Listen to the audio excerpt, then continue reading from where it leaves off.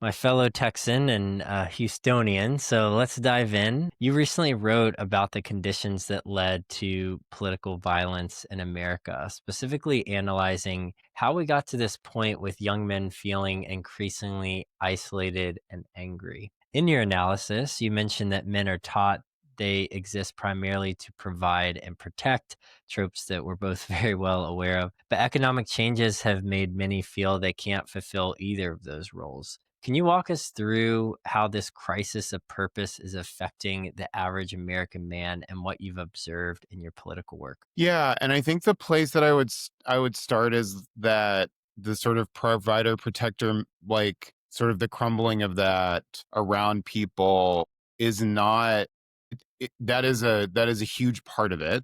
But we've also seen a lot of other American mythology crumble as well.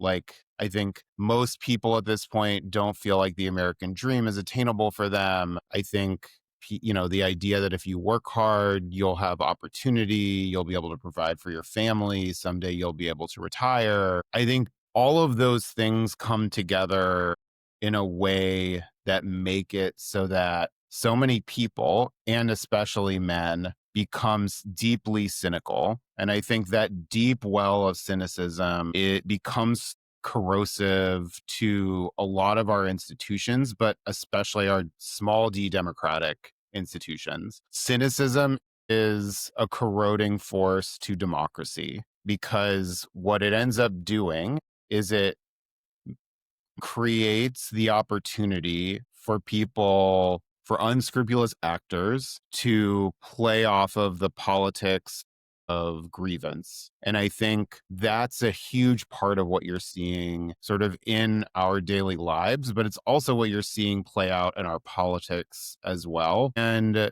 the problem then that we end up having is it's very hard to communicate with people who are deeply cynical when it's so easy to play into the politics of grievance with them. And so, like, the traditional sort of like political party apparatus, like, basically requires that people are open to hearing the things that they have to say. And I think, one of the things that is sort of distinct about Trump, for example, from the traditional Republican Party, the traditional Republican Party was selling a vision for America. Trump is sort of selling grievance to America and doing it like under the idea of pomp. And I think what you've seen is sort of like a mixing among folks who are very online and sort of like have an economic incentive to, like, the Andrew Tates of the world, for example. You've seen sort of Trump, and I wouldn't even say the full Republican Party. I think this is like a thing that's been specific to the way Trump has operated. He plays with sort of like like far right wing online folks in ways that previous generations of Republicans were not willing or able or both to do. And so as he platforms those folks, as he sort of like brings them in, he's not bringing them in because he necessarily agrees or even cares what they have to say. He's bringing them in because they're also playing off of a similar politics of grievance that he is. And that sort of like is like been the catalyst for his political success. The problem that you get is that a lot of these folks who play into this sort of like politics like the Andrew Tates of the world don't particularly care. The Jordan Petersons, they don't care that much who gets elected. They care about making money. They're at their core, these folks are capitalists. Like, that is their ideology, that is their core ideology. And what they have found is that they can make more money playing into and generate more, like play into the algorithm, basically, which helps them generate more money by platforming these types of ideas, making people angry, playing the outrage game. And I think that's sort of the situation we sort of find ourselves in today, with like our politics and yeah, the ways that all of these things play together. It's truly a mess. Yeah, I mean, I'm curious in your estimation with that far right wing expression of masculinity, how much the average guy associates with that or doesn't. Essentially, like how reflective is that far right extreme ideology of where you find the average American guy? I think that the majority of people like are not like what we would say is red pilled. Like the majority of men are not like red pilled and like haven't gone down all the way down the rabbit hole. I think that many are sort of like adjacent to some of those ideas. They agree with some of them. They are open to listening to them. They get mad like about some of the things that that like some of like the sort of like perceived slights that they've seen from the left, and some of the real slights, to be honest, like that they've seen from the left. I don't want to pretend like there's no part for the left in this story. There is, and honestly, like, you know, I would say the political left has, I wouldn't say invited, but exacerbated a lot of these problems in many of the ways it has approached men over the last 20 to 30 years. I think at its core, though, the majority of men are not like, you know, wouldn't align themselves with like the manosphere specifically, but I would say a majority of them do get content from places like the manosphere and or like places that are adjacent to it. And I think that's really hard to avoid at this point for a variety of reasons, including the way the algorithm works, but also because like, you know, Donald Trump is an avatar for the manosphere right now. So like the president of the United States is an avatar for the manosphere, and so like people are going to see that every day. And on top of that, like Donald Trump has invited folks who like live in sort of like parts of the manosphere into different parts of his administration, both officially and in unofficial capacities. Yeah, it's a really interesting naming of the strategy he's done to essentially like pull in the more extreme versions of those people, not because he agrees, but they're essentially a pawn that then has a ripple effect for the people who are more adjacent or more in the middle to kind of like slowly like pull them in. It sounds like bit by bit for the content over time you just start hearing this rhetoric and it starts with, I would imagine, like, oh, that's crazy, that's stupid, that's silly, right? And then you keep hearing it and that's the main dominant message, and it sounds so convincing and so appealing in some ways from an expression standpoint, right? That I think that is what you're getting at if I'm picking up on that. Yeah, I think when you tell people the real legitimate pain you feel is not your fault, it's somebody else's fault, and you're sort of blameless in it, I think that's a much easier story to hear than, you know, like there are big societal problems at work. They're kind of nobody's fault. And also, like, you're responsible for doing the work on yourself. Like, nobody else is responsible for doing that work. It's not on women to like want to have sex with you, for example, you know, like that's not they're not obligated to have sex with you. Like you need to work on yourself in the ways in which, you know, that like you would be attractive to a partner. That doesn't mean superficial ways, because I think like I'm sure you talk a lot about on your podcast, like in probably in your practice, like it's not about, a lot of the time it's not about physical characteristics. It's about sort of who you are, how you present into the world, and sort of like how grounded you are as like a human being. And so, you know, I think that's largely what I call sort of the cultural right is like doing, and what Trump has like found ways to capitalize on. And, you know, you see it in policy ranging from sort of like the ICE raids, like all over the country. You know, like it's easier to say, like, the reason you don't have a job is because immigrants have taken your jobs.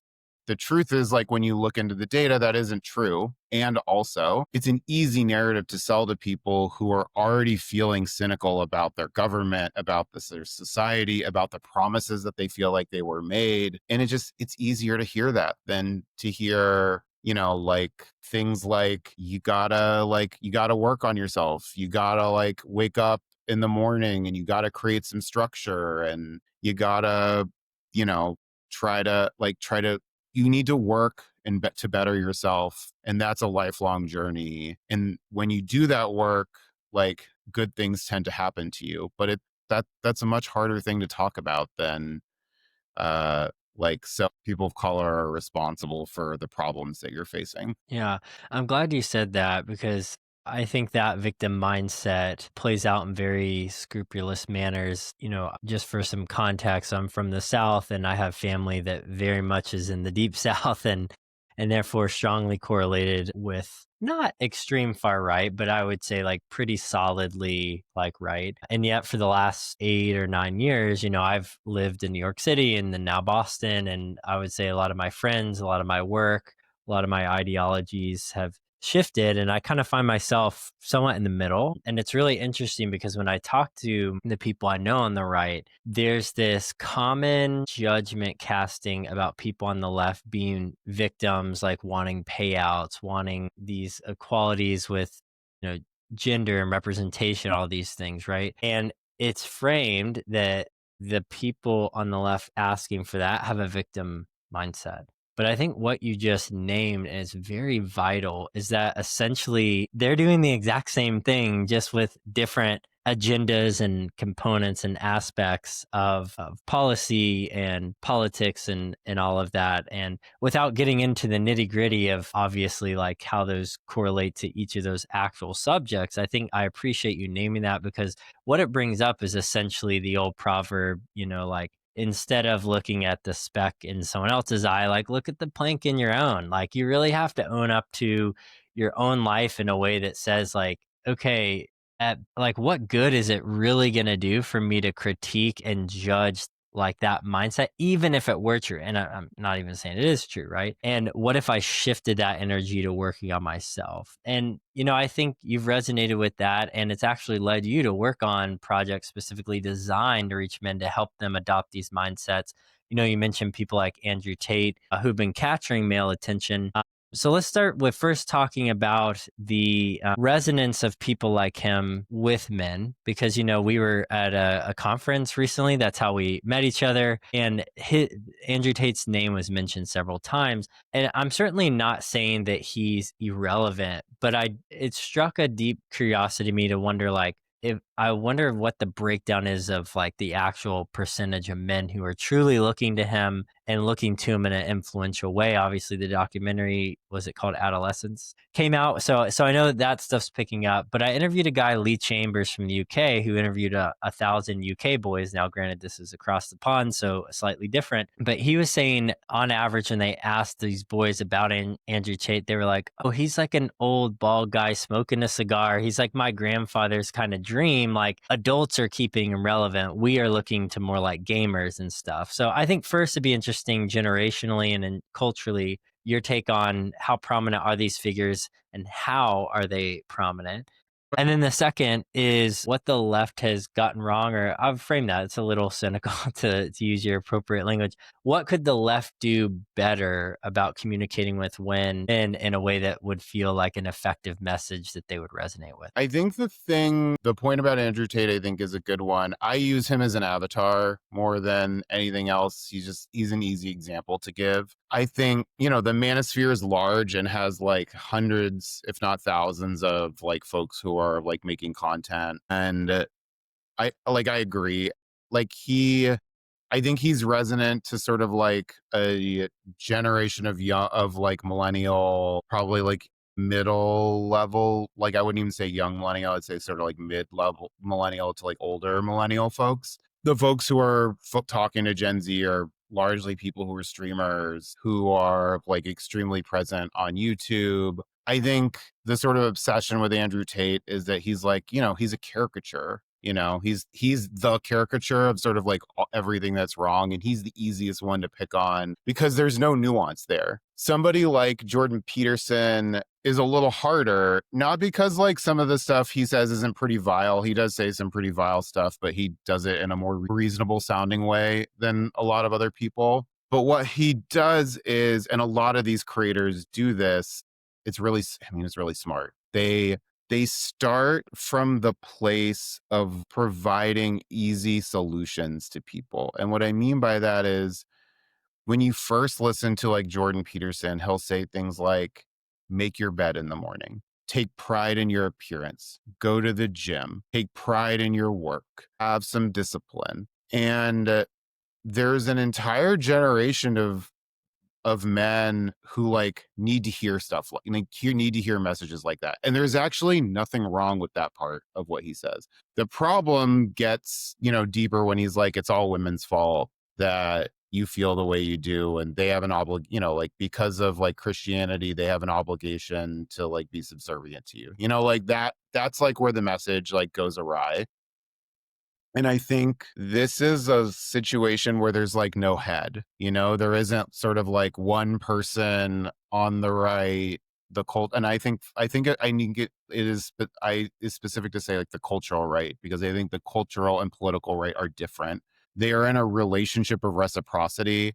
And I think there has been more overlap now than there has been in the past, but they are very different and they have different motives and incentives and all of that stuff. And we talked about that a little bit earlier, but with like if Andrew Tate disappears, there's 100 other people to sort of like take his place. And that's, I think, largely what has happened. He like went over to wherever he was in Eastern Europe and he was like under investigation, and, like the US wouldn't let him back in. And that happened for a couple, that was like most of the Biden administration. And then Trump let him back in.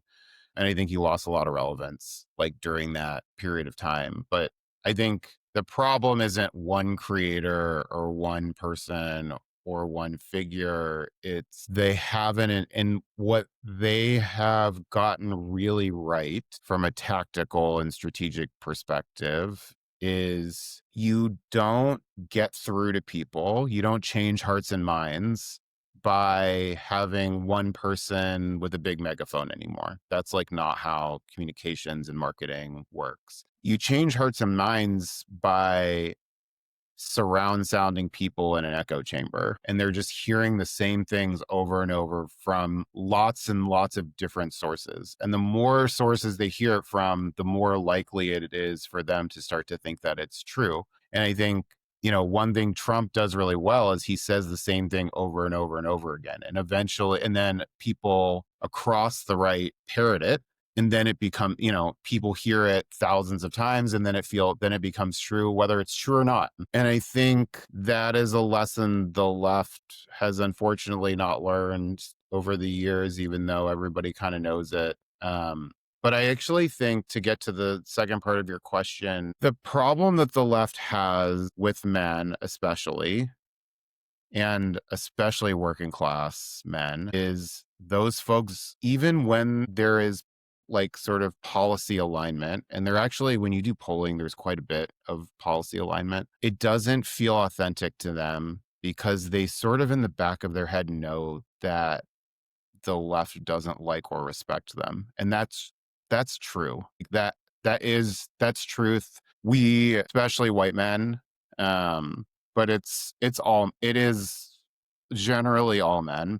There is, and it is especially true for working class people. There is sort of a reluctance to want to talk to those folks. And the reasons behind it are actually understandable. There's a lot of people who've experienced a lot of pain as the result, like that have come directly from men. And instead, there's like a saying that's like, be hard on systems, not people. For whatever reason, when it comes to men, the left is hard on the people and not the systems that have created the situation that we find ourselves in. And I think to really to drive the point home and highlight it, 98% of all mass shootings are committed by men. 92% of all sex crimes are committed by men. 88% of all homicides are committed by men. 82%, or 80 or 78% of all violent crime is committed by men. So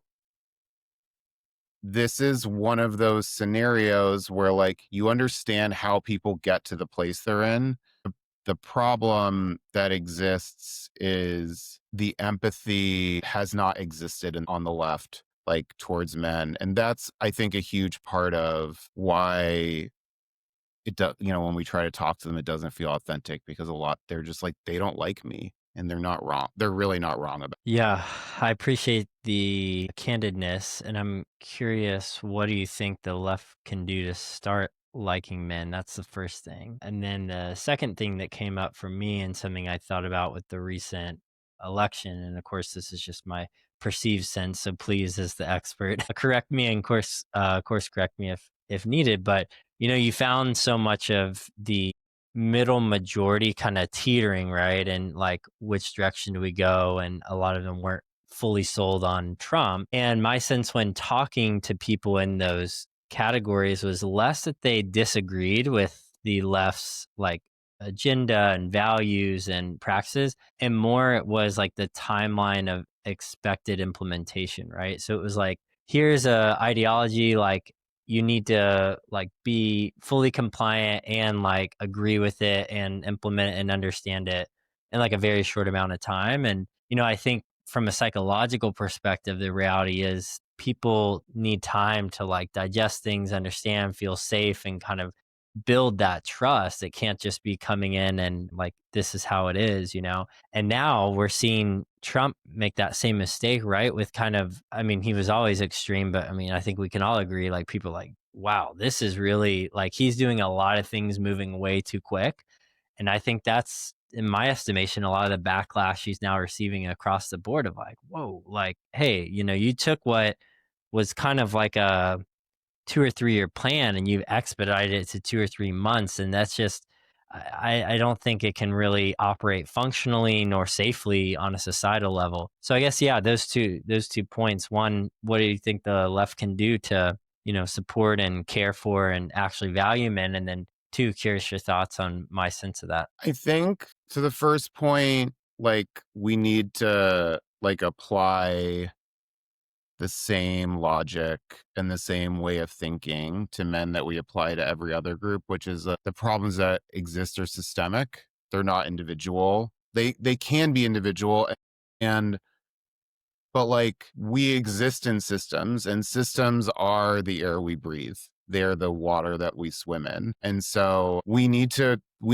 keep those things at the forefront. We need to have we need to apply the empathy that we would apply to any group to men.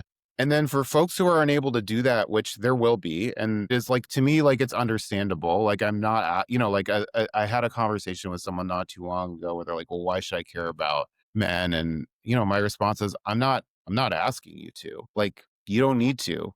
Just the same way that like I can't feel so passionately about every issue that I'm going to work on it tirelessly. Like, you don't need to do that on this. You just kind of need to get out of the way and not sabotage the work that other people are trying to do. So I think that's the answer to the first question. I think the second question is one thing that you saw come up in polling that sort of is, I think it's adjacent, and I'll sort of like back in there, is adjacent to your point, is that people agreed with Kamala Harris on more issues than they agreed with Trump.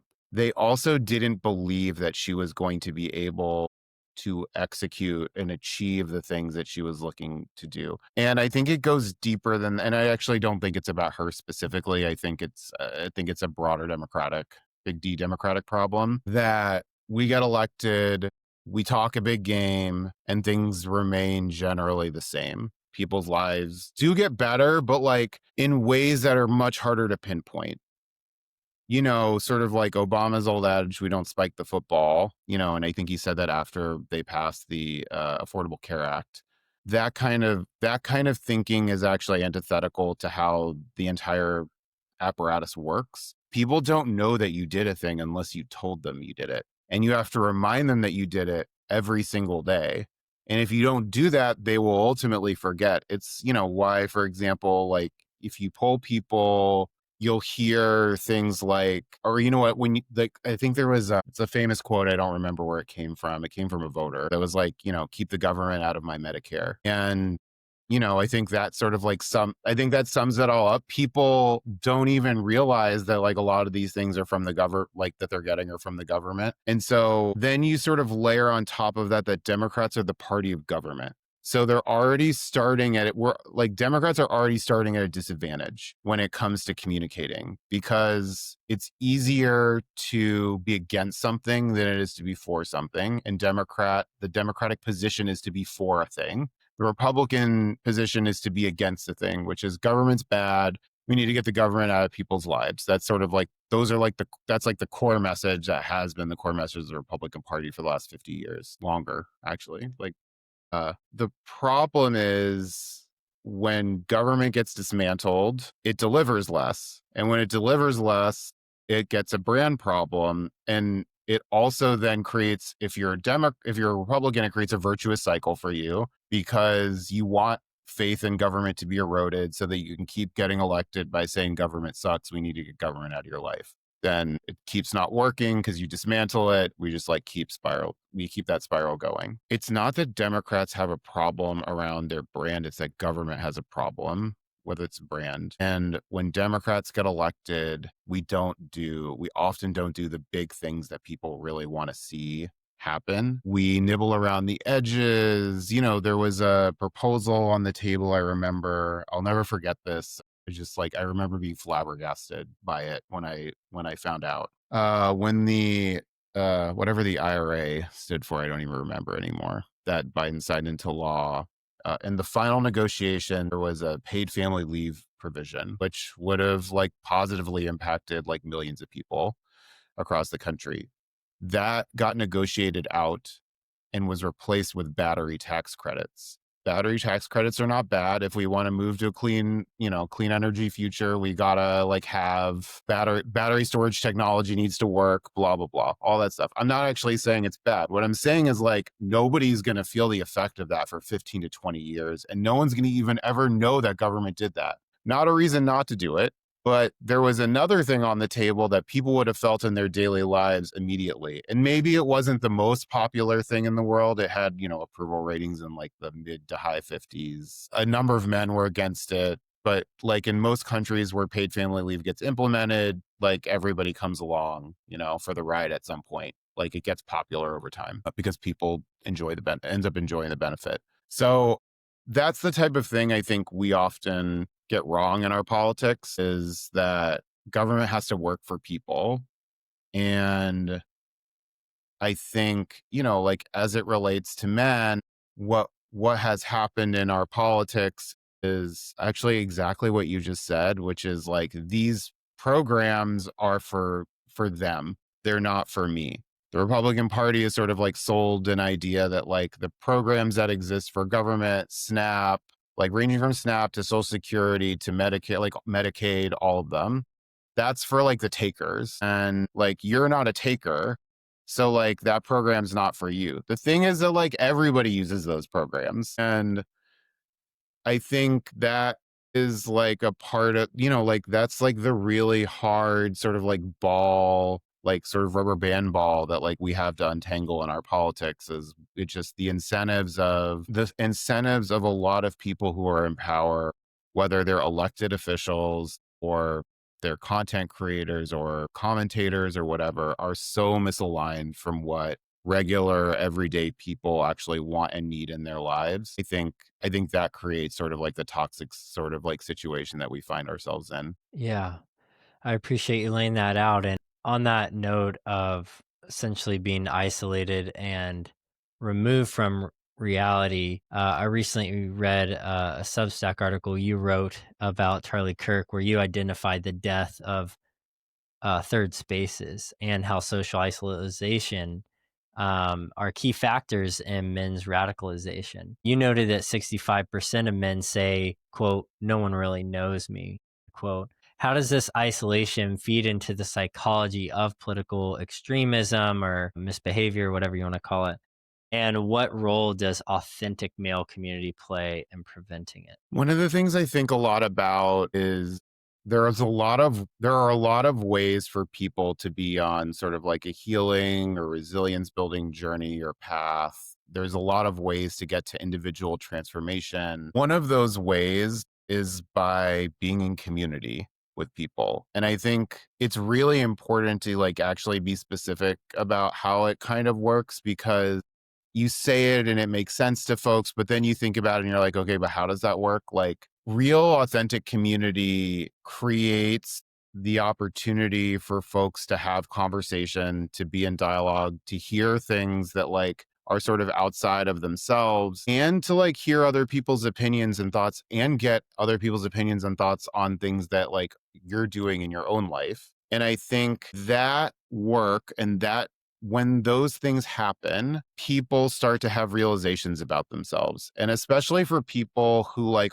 don't even know there's a journey to be on, when they start to have those conversations and realize like, oh wow, like maybe I've been thinking about this like in a way, in like the wrong way, or maybe like I need to think about this thing happening in my life a little bit differently because these other people that I like and respect are like handling this differently. Maybe I need to think about that. And that puts you on a journey around transformation. It also creates accountability like between people. It just when we pull the when we well, what happens in like a lot of in-person community, and what used to happen in in-person community, is you would have like a lot of diversity of thought and ideas that would like gather in these spaces. Often we shouldn't idealize everything from the past. Like they were relatively socioeconomically like homogenous, they were relatively racially homogenous, but like, you know, people just come with different thoughts, ideas, etc. to the table when they're just like having conversations with each other. And so what has ended up happening is a lot of those third spaces have like turned into online gathering spaces.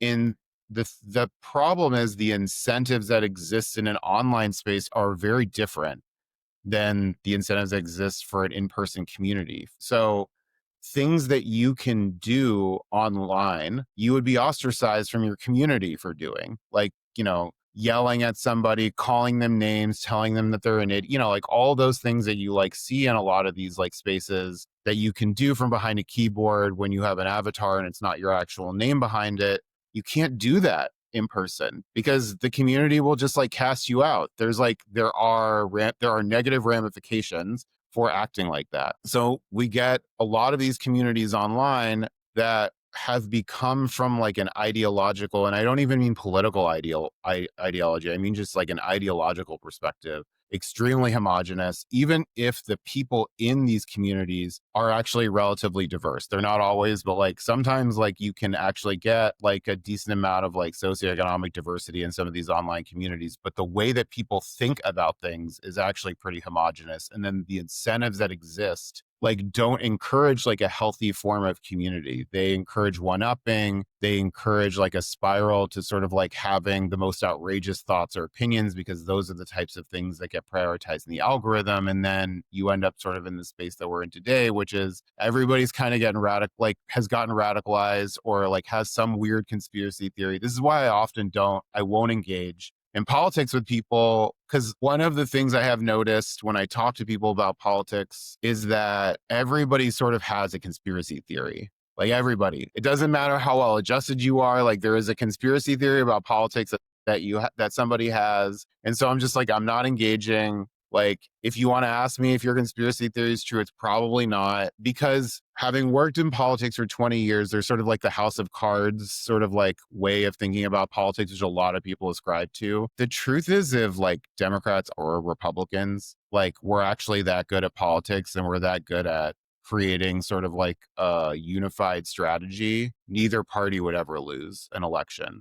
Like if Democrats were as good at being conniving as the right said they were, Democrats would literally, if like Democrats could control the weather, how could we lose an election if we could control the weather? Politics is more like Veep than it is like House of Cards. It's a lot of often very mediocre people stumbling through, kind of trying to do the best they can, but also in a system that has really stupid not expectations, incentives for them that don't always align with what's best for the American people, which is deeply unfortunate. I'm resonating and tracking with everything you're saying. And, something I've been thinking about related to the same article that you wrote about Charlie Kirk is I certainly don't agree with his approach and a lot of his takes. But one thing that really struck me in asking myself, like, why was he such a well known figure, not even agreed upon, but on both sides, and to be such a young age, right? And to have that kind of rise to power, let's say. Really, I think is this rare public discourse that he was willing to do. And I think a lot of people want to have these authentic discussions. Again, I don't agree with his approach, but he wasn't behind a podium and he wasn't behind a screen. Obviously, he's being videotaped. That's part of why he, blew up. But, you know, just that radical, simple act of like, here's one person with one idea and here's another. And obviously, people would come up to the mic and ask him different questions, but it wasn't scripted. He didn't know where people stood. It was a variety of like some people who were more aligned with him and many who weren't, right? And let's just put his intentions aside. I think once he got shot, I think it really struck me of gosh, like in some ways that is a deeply symbolic act of how I think a lot of the American psyche has become, which is essentially like we need to rid ourselves of this public discourse. And like you said, like we just need to double down online. We need to go to these spaces that we feel most safe in. And I really appreciate what you said, how online creates this dissonance of relational interaction because it's not relational and we're not using relational expressions and cues and habits and interactions to truly dialogue, right? It's technology. And the second piece behind that, I'll just add, is the other powerful thing about the third spaces in public is you're in relationship with people. I think where probably Charlie Cook started with a good spirit of like that public discourse, the disconnect, and this is also with YouTube channels like Jubilee. I don't know if you've heard of that, where they have like one Democrat versus like 20 Republicans, right? It's like, sure, that's a discussion, but those people aren't in relationship. The difference is if like you and I both lived in Chicago and we both went to the same coffee shop and I just saw you every Saturday and we started chatting, even if we align, there will certainly be things we're missing and that we can grow in understanding that that third space allows you to do. And that's something personally I've experienced recently. I started a biweekly running club. And I have friends of varied across the board political ideologies and demographics, age and socioeconomic status, all that. But we grab coffee after, and it's always so interesting, right? Because you're just sitting there, you're like, we just finished running. And then it just kind of like naturally comes up topics, and people, none of us are experts. We just start talking about things. And I have already been so struck by how much I've learned and how much my mind has been changed because I'm like, this person talking to me, like, because I'm in relationship with them, I trust them. I'm open to seeing that they have something to tell me I might not know. And they're really thoughtful and considerate, and they respect my relationship with them. So, what can I learn here? And I take it away, and I feel like it's just been so life giving, probably a bit idealistic.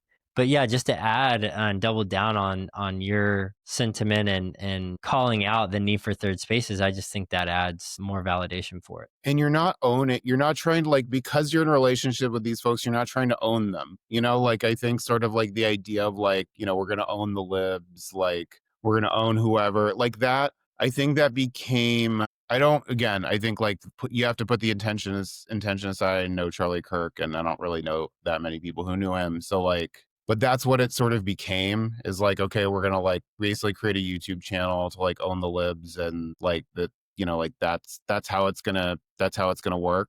And I think even that ended up creating that like spun into this sort of like problems that we see on social media, which is like the algorithm incentivizes the outrage. So like people will share the clip.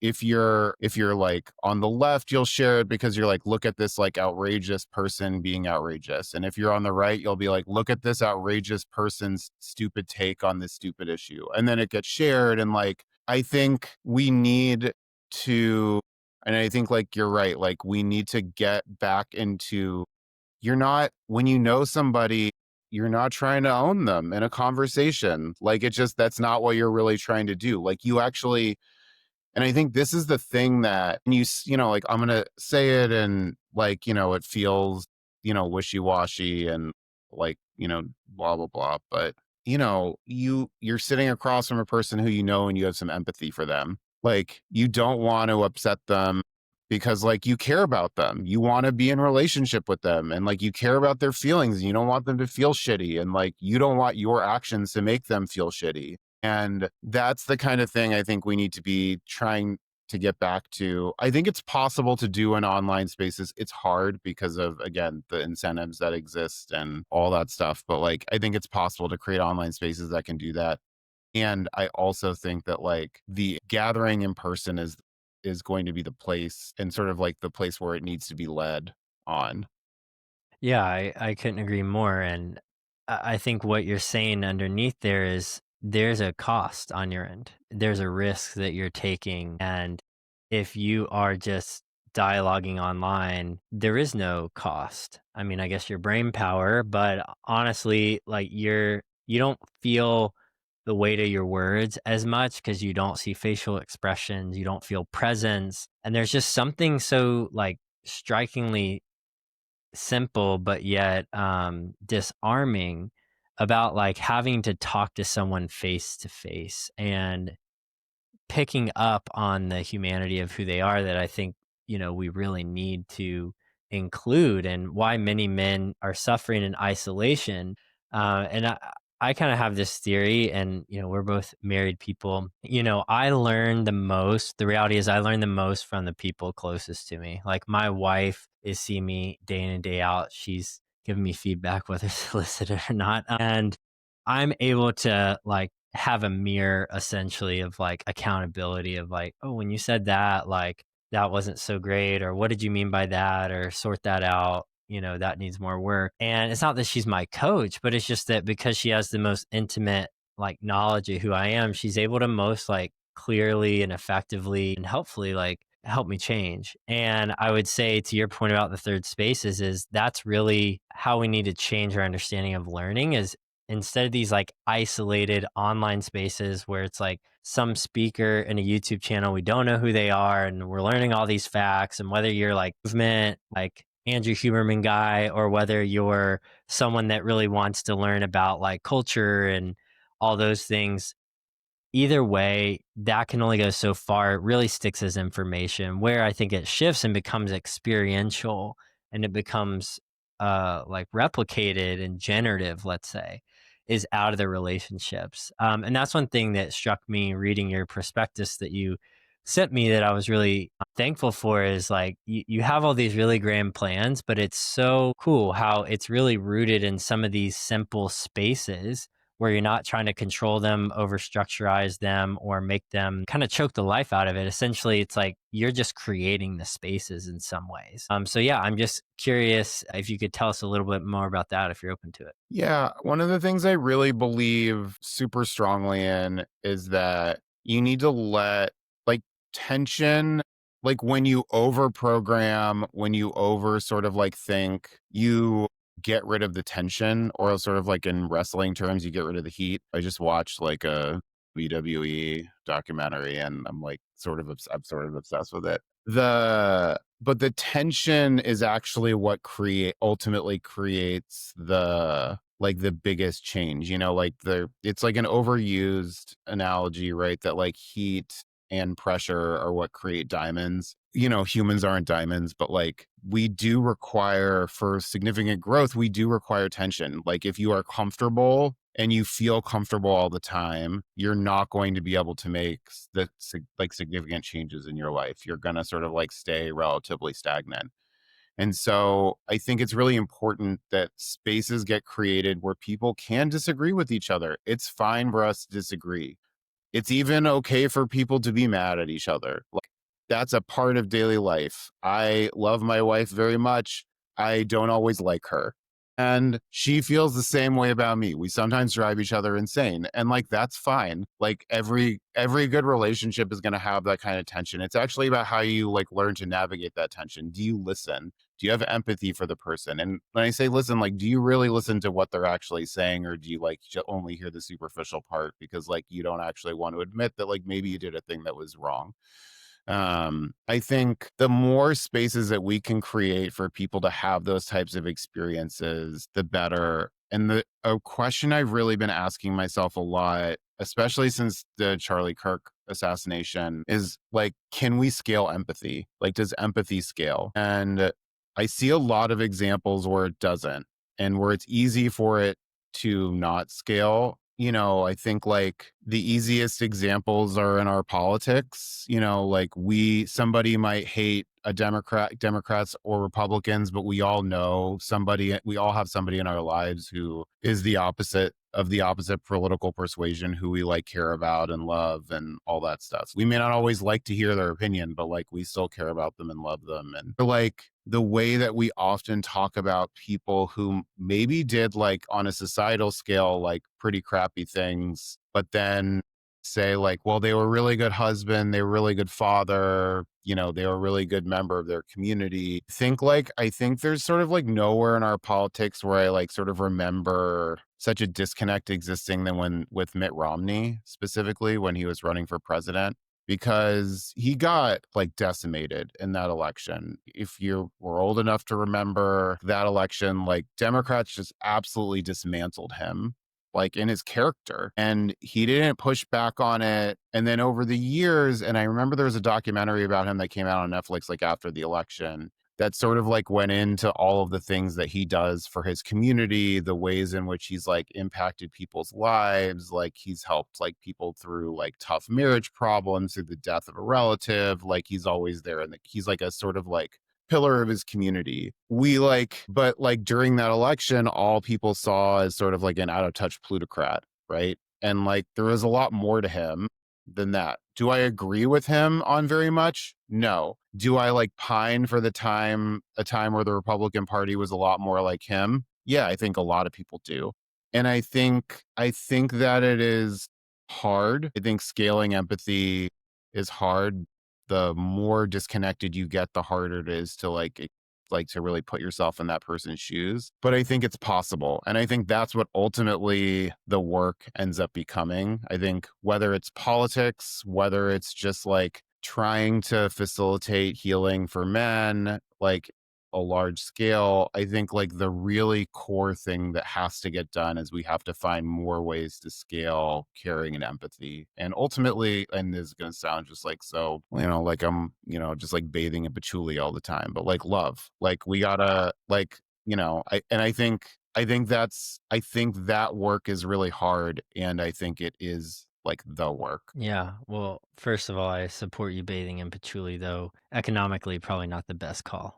But yeah, I agree with you. I think that's an important way to frame it. And I think, this opens up maybe a whole nother can of worms, but I feel it's a very like American specific thing to feel the need like to scale and expand and like see change made on like, let's say, an all-inclusive systemic level. And I'm not saying you are getting at that. I just think we as a culture need to realize the scaling starts with the self, and it starts with those personal proximal relationships to you. And I think if you're listening out there and you're wondering, well, what does that look like? I'm just a person that's honestly, because of the system, set up to like essentially be hyper independent, like because there's no third spaces, because everybody's on their phone, because where do I meet people? I think it's just important to ask, like, what are my values? What are my truths? How do I first find people that resonate with those to really get that support? But then second, what does it look like to find other people that are different, but not be in relationship because they're different? It's like the whole classic internet trend of like, oh, you're just saying that to like you have a black friend, so you can say you have a black friend. It's like we're not going that direction as far as the need to be in relationship with people so that you can appear a certain way. But I do think there's a genuine ability to say, like, if you're someone that's genuine, if you're authentic, if you're honest, and you're leading with humility and just having conversations, the reality is most people, if they also share those same qualities and values, are going to have a conversation, and they're going to start a dialogue with you. Now, that dialogue might last 2 minutes, and that's okay. Or it may progress and you may find things that you have in common, even on a baseline level, that hopefully that continues. And my hope, certainly for men, is that we get more and more to that place, that we don't need to agree. We don't need to be certain. We don't need to scope someone out and make sure that they're serving all my needs, but that we have genuine hearts of openness to connect with the world in a way that says, maybe that person doesn't just have something to teach me, but maybe that person embodies someone I can just simply appreciate and value. And I think if we can start with that spirit, I'll join you in bathing in the patchouli, and I think it would go a long way. I think something that I like talk to folks about a lot, and it's a lot of times in a job context, but I think it's like it should be broader than that, which is just like show up at stuff and show up at things that make you a little uncomfortable.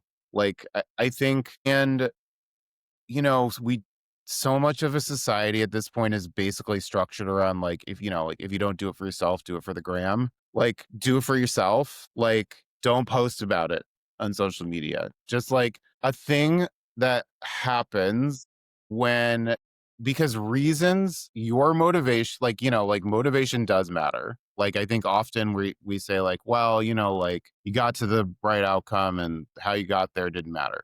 Motivations do matter, and motivations often change the way the outcome is going to look. And showing up to a place just to be like, you know what, I just want to meet some people, and I'm doing that for myself. I'm not doing it to like show somebody else that I did it. I'm not doing it because my therapist told me that I need to make friends, although like if your therapist tells you meet friends, you make friends, you probably should. But like your therapist isn't telling you to do that because they get any value out of it. They're getting paid whether you go make friends or not. Like you like need to do those things for yourself. And it's really important to remember that like if it feels completely comfortable, you're probably not doing it like right. Like it will feel a little uncomfortable.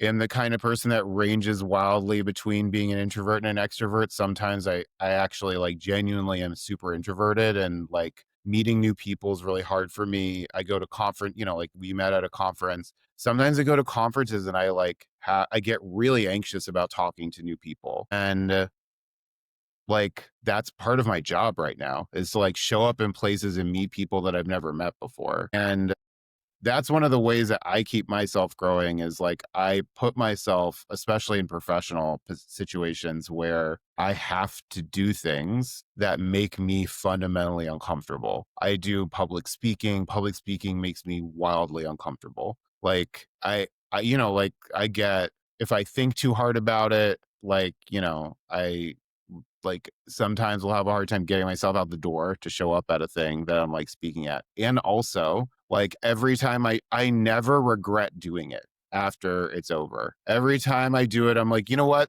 That was the right thing for me to do. I'm glad I did it. When I like meet a new person, we went to that conference. I met tons of new people. I felt super anxious about it the whole time. And you know what? Like a lot of really cool things have come out of it actually. And so I think we just like if there's a thing, just like show up. Like showing up honestly at this point is especially with the way our culture is oriented around like the on being online and social media, like showing up is like actually half the battle at this point. Yeah, I agree. It's certain people, this is a particular use case, but someone like Justin Vernon in the band Bon Iver, like lives in his hometown and has tried to, make it better. And he's friends with his neighbors. And there's a really cool segment, I think, on Jimmy Fallon where like they play a voicemail that essentially his like 6-year-old neighbor heard his song that's like 10 years old for the first time on the radio and was like, "Hey, Justin, it's your neighbor Mike here. I just heard your song, and I just want to say you're really doing good stuff, And it's just like feels so like, is this guy, like trolling, But it's just so genuine and authentic, and he talks about the need to like maintain that local community. Dave Chappelle does the same living in Ohio. But yeah, I just think there's something to showing up that's really powerful. And I'm really thankful you showed up, Ross. I'm thankful you showed up to that summit. I'm thankful you're showing up to the work that you're doing. And I'm curious where people can find your work. Well, first, likewise. Secondly, you can find me on Instagram at rrocketto. You can follow my Substack, which I just started recently, which is just Ross Morales Rocketto. I'm on LinkedIn at Ross Morales Rocketto. Basically, I'm everywhere at Ross Morales Rocketto. So I'm around and I'm really excited to interact and, shoot me a message like I'm here. I love a good conversation. Awesome. Well, I appreciate you being open to that and so accessible. to show up and have these conversations in a world that feels so privatized and full of barriers. So, so much wisdom. Appreciate you sharing your experiences. And we'll put everything in the show notes. And guys, until next time. Thanks for having me.